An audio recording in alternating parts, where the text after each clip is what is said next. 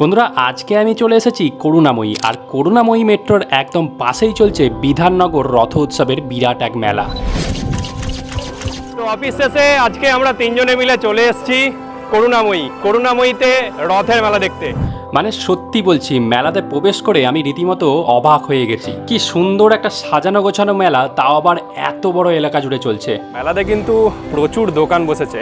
আর একটা জিনিস আপনাদেরকে বলি, এটাই হচ্ছে কলকাতার করুণাময়ীর যে বইমেলা প্রাঙ্গণ, সেটা এখানেই প্রতি বছর কলকাতা বুক ফেয়ার অনুষ্ঠিত হয়। আরে কি নেই মেলার মধ্যে! খাওয়া দাওয়া থেকে শুরু করে এন্টারটেনমেন্ট, জগন্নাথ দেবের দর্শন থেকে শুরু করে বাচ্চা ও বুড়োদের কেনাকাটার সব রকম জিনিস, মানে একদম পারফেক্ট একটা মেলা। মেলায় ঘুরবো আর কিছু খাবো না, তাই কি হয়? আর তাই আমরা চলে এসেছি এই পাপড়ি চাটের দোকানটাতে। 3টে পাপড়ি চাট খেলাম, 60 টাকা করে প্রতি প্লেট নিল।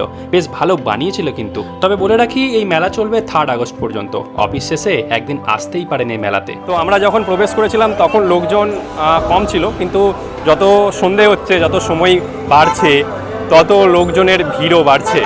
সত্যি বলছি, মেলাটা খুব সুন্দরভাবে সাজানো হয়েছে। মানে আমি তো দেখে খুব খুশি এবং ভালো লেগেছে।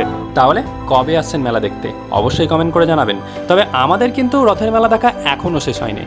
যে রথের মেলায় এলে পাঁপড় চাই ম্যান্ডেটারি।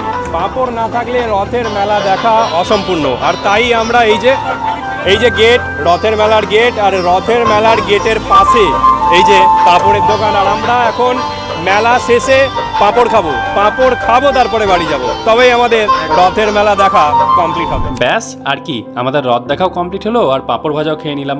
এরপর আমরা বাড়ি ফিরবো। তবে তার আগে চলুন আমরা সকলে মিলে বলে উঠি, জয় জগন্নাথ। জগন্নাথ।